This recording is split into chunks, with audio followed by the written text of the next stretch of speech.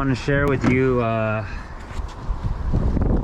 the cooler that I installed in the frunk of the Model Y 2021.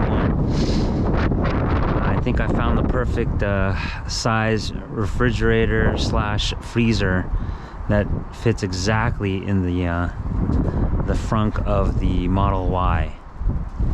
This particular one is 2021 Model Y long range.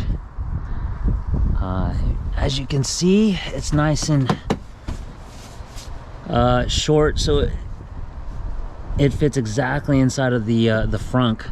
No issues with any clearance as far as the hood closing and all that stuff.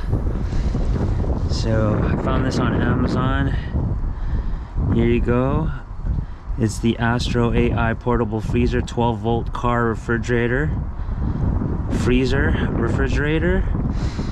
They have two sizes. I picked up the 15-liter because it has the perfect height that meets my requirements. The 22-liter is too tall, and actually it's on sale right now for $169.99. Hey man, if you like this video, please like and subscribe. I'd really appreciate it, so other guys can see how I put this in, and they might want to also add a cooler to their frunk of their Model Y. The other item that I purchased from Amazon is going to be the cigarette lighter socket. It's this guy right here. ZHSMS store cigarette lighter socket. It's a marine motorcycle ATV lighter socket. And this one's only $5.99. Alright. That's what I installed right here. You can see I can unplug it, set it aside, and close the socket. Nice clean install. This is a perfect area to put it. It's out of the way. Even if this slides around, it's not going to crash into it. This plugs in right here. Boom. Clean. And this will always have power. Alright, so I showed you the socket that I purchased. I also went to O'Reilly to buy the 12 gauge wire to hook everything up with. Let me show you some of the stuff that I purchased. Oh crap, that's not good.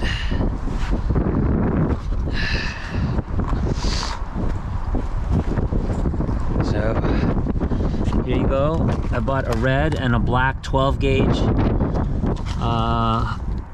cable.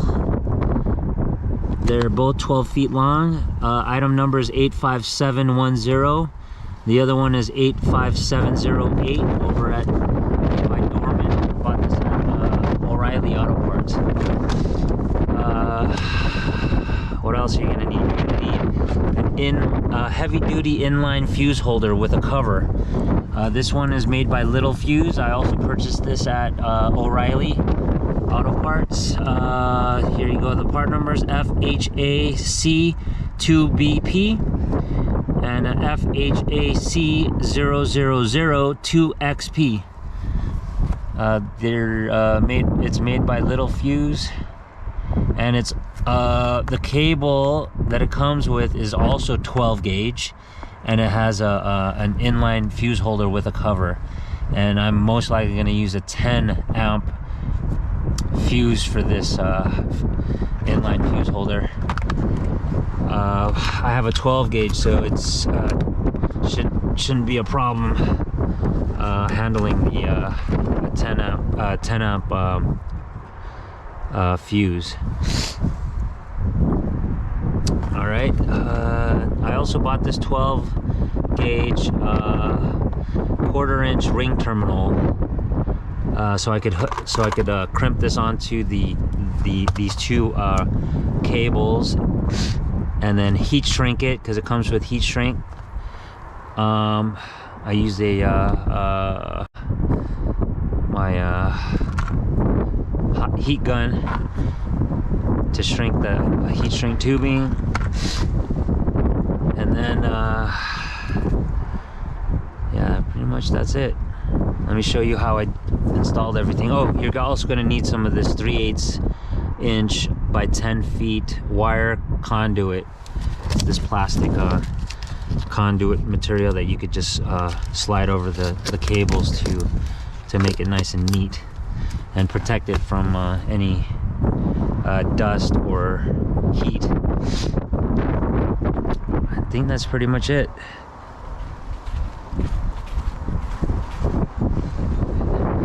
So let me take this apart so you can see what it looks like on the inside. Before you do anything, before you even work on your battery, you always want to turn off the car, turn off the module inside of the car.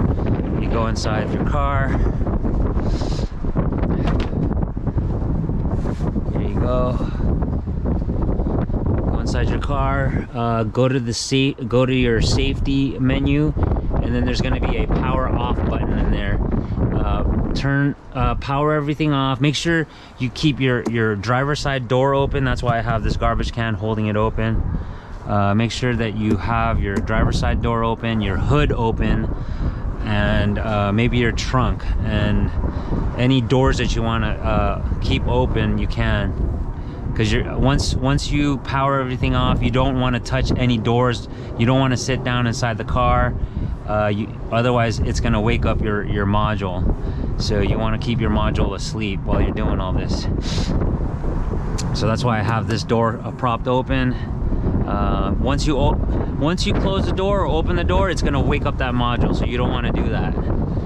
So, and you don't want to sit down in the seat. That's also going to wake up your module. You want to make sure everything's asleep when you're doing this, when you're working on your battery. Yeah, that's it. They also told me to unplug the high voltage power line, which is located on the left side of your battery here, of your frunk here. So basically it's right here. You have to push this lever down and then pull on it, and you can unplug your power from your high voltage batteries. Your high voltage batteries are the ones that recharge your 12-volt battery and keep it from draining. So you want to unplug that. That way you don't stop feeding at 12 volts. So let's pull this apart so you can see what it looks like underneath.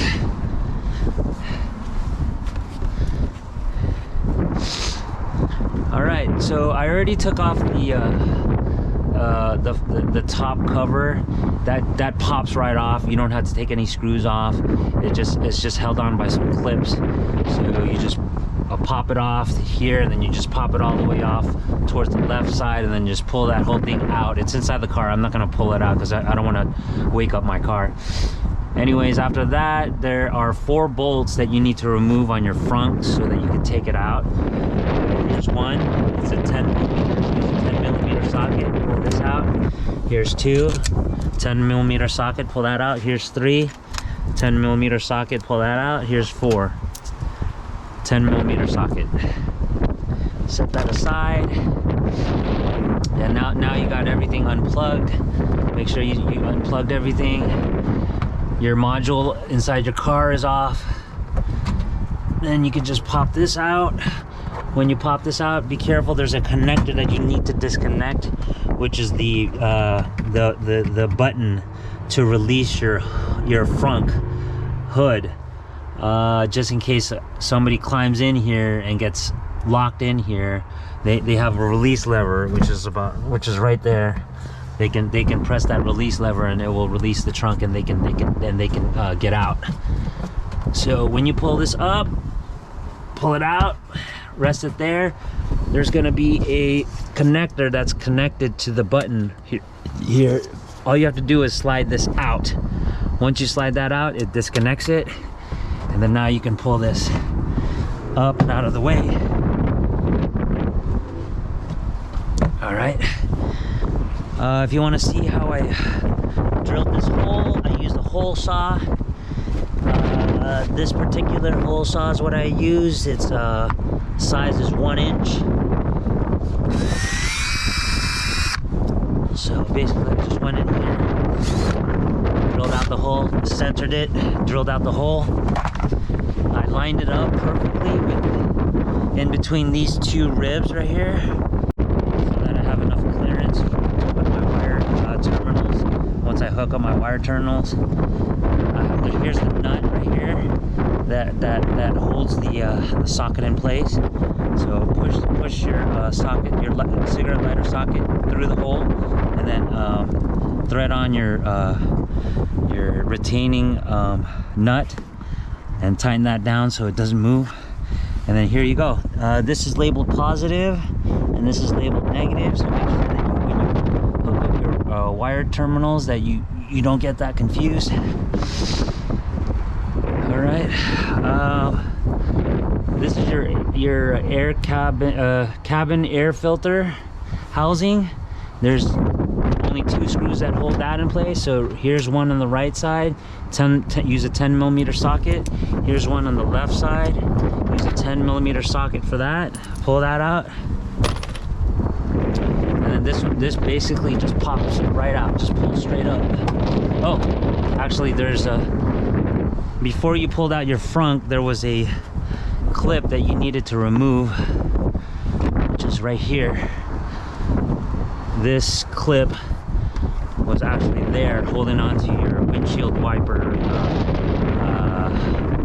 housing, windshield wiper housing right there. So make sure you pop this this pin out.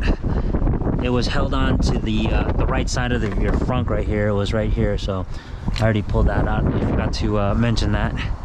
Now you should be able to just pop this right out and set this aside.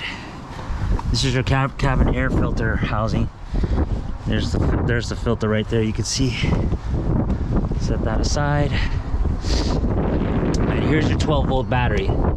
So now, since your module is off on the inside of your car, it's safe to disconnect this nut right here and this nut right here. And you also make sure that you pull this high voltage service line. Make sure you pull this connector off. That way you're not sending over more juice to your battery here. But basically it's pretty easy. You take a 10mm socket, loosen that up. Remember, this is your positive side. If you see, here's my inline fuse holder.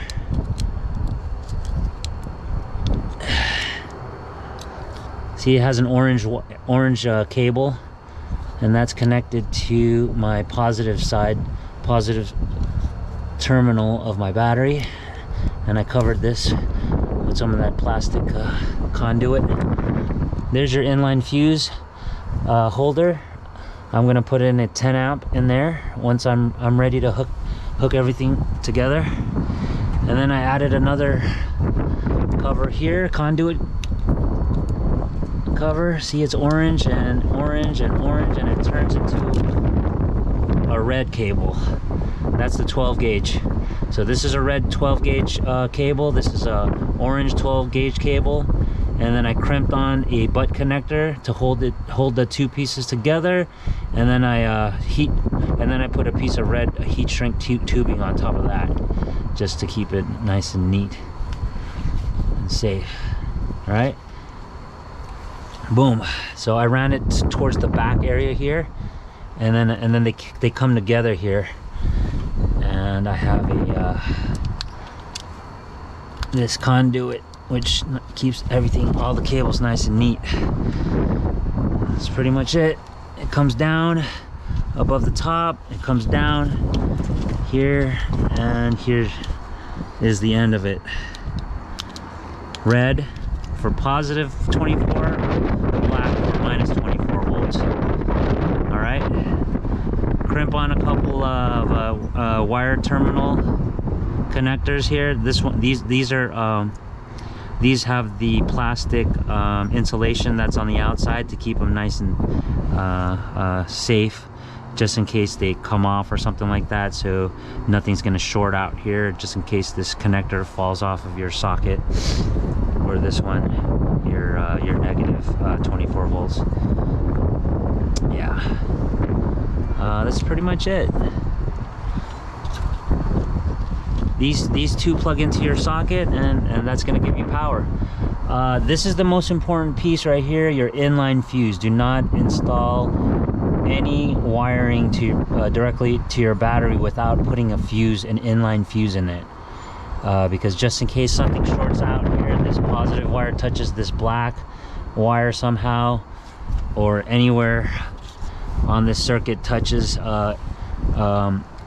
let's say the body of your car somewhere, it's going to short everything out. It's going to start to melt, it's going to start to burn, and then your car's going to burn down. So the most important piece here is your inline fuse. Keep this wire very short, less than, hopefully around 6 inches from your positive terminal to your inline fuse.